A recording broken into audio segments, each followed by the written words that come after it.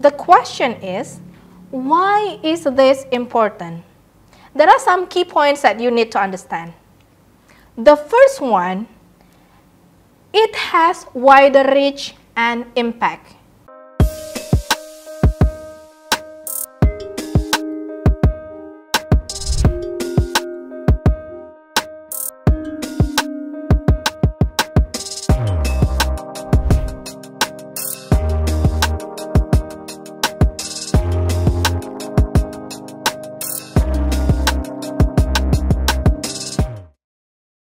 Hello and welcome to today's session on personality development.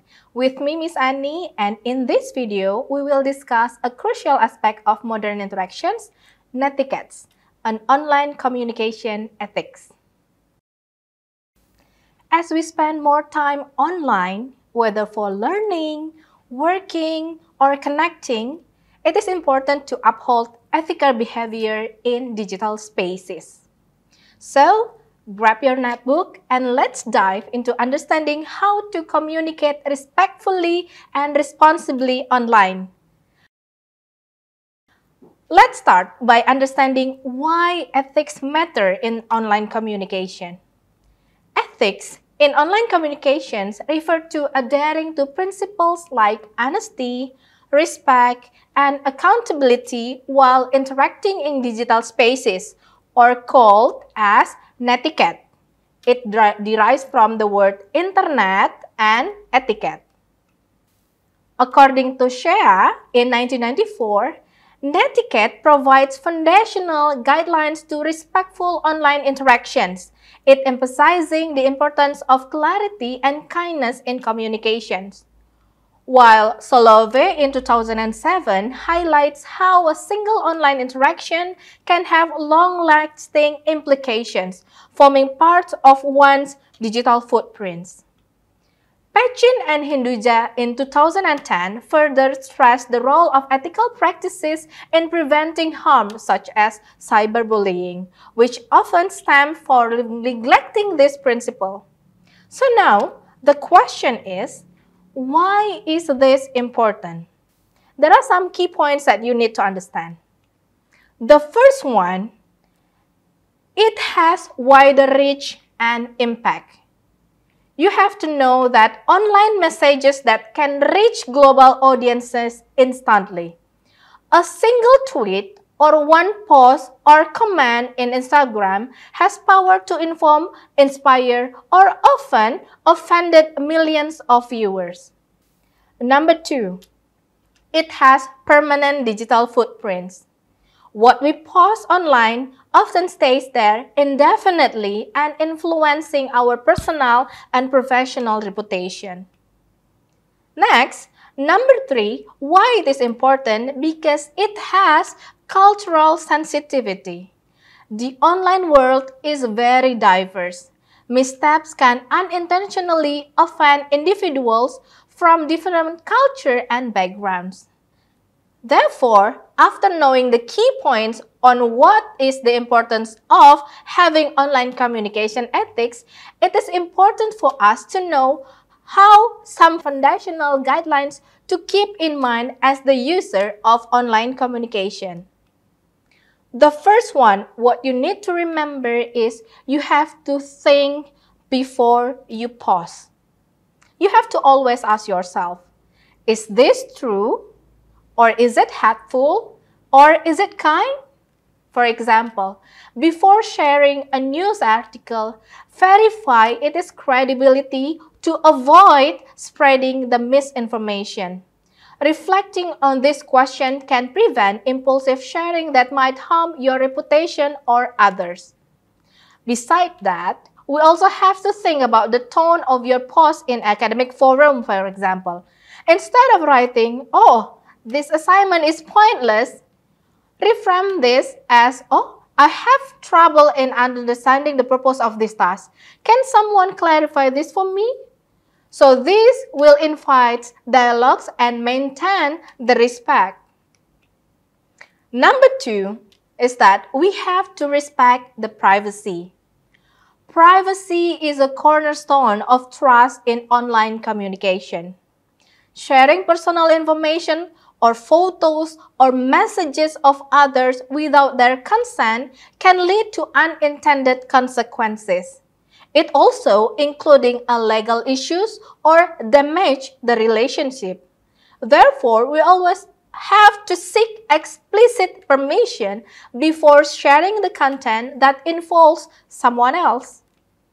For example, a student takes a screenshot of a classmate's personal comment in a group chat and share it on social media without permissions. You know that this could embarrass the classmates or violate their trust. So, we have to respect privacy, extend to how we store and protect the information. Okay, next, number 3 is that we have to avoid a cyberbullying. You know, cyberbullying involves using online platforms to harm or to harass others. It also can have devastating effects on mental health and well-being. Therefore, it is essential to treat others with kindness and respect, even in disagreement or moment of the frustration. Okay, for example, in a class of a group chat, a student mocks another for asking a basic question about assignments. This behavior not only discourages participation, but also damages the learning environment. So instead, respond constructively, such as, "Wow, that's a good question. Here's how I approach it." So preventing cyberbullying also involves being an active bystander. If you witness someone being harassed online, offer support and if possible, report the behavior to the platform or the institution. Encourage a culture of kindness by fostering positive discussion and discouraging harmful behavior can refrain from using harsh to offensive language. So, treat others with respect even during the disagreement. Okay, next, number 4, practice the netiquette, and this is the main point of this subject. Netiquettes refer to the unwritten rules and conventions of online behavior. Practicing netiquette ensures smoother communications and foster respect in digital interactions.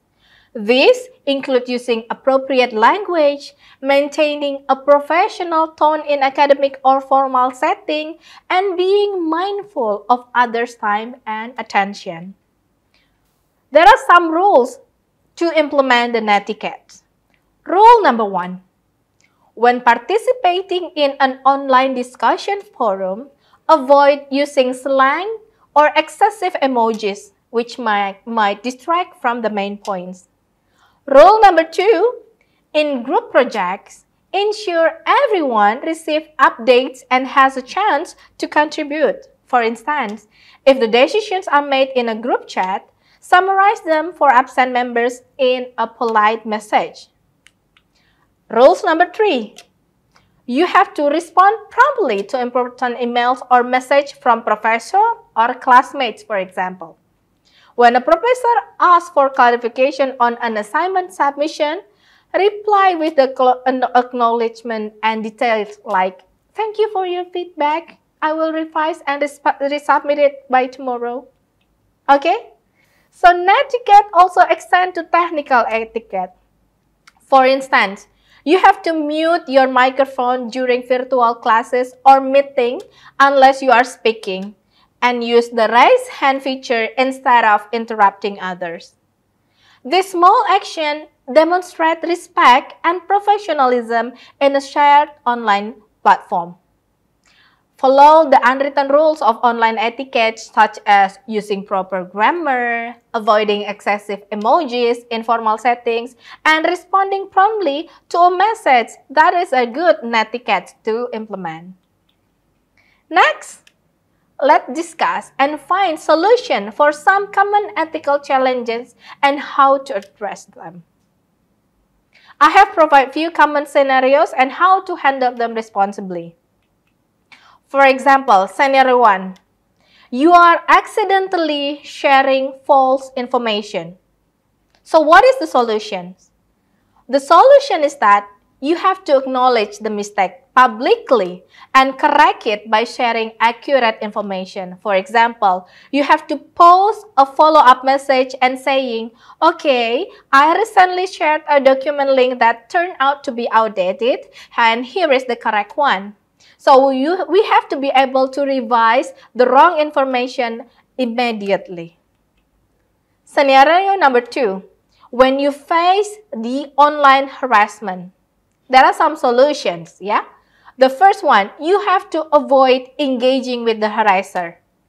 We have to report and block the user and, if necessary, escalate the issue to platform authorities.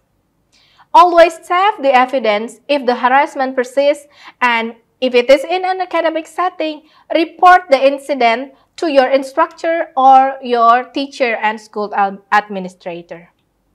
Scenario number 3. If you receive the inappropriate content, we have politely informed the sender that such content is not appropriate and avoid forwarding it to others. For instance, you can say, okay, I'd appreciate if you could keep our conversation professional. In a group chat, you have to ensure that the discussion stays on topic and avoiding distractions or offensive materials. So there are some scenarios and solutions for you if you have those kinds of activities in your online communications. Okay? To summarize, ethical online communication is not just about avoiding the harms. It's about fostering trust, collaboration, and respect in all digital interactions.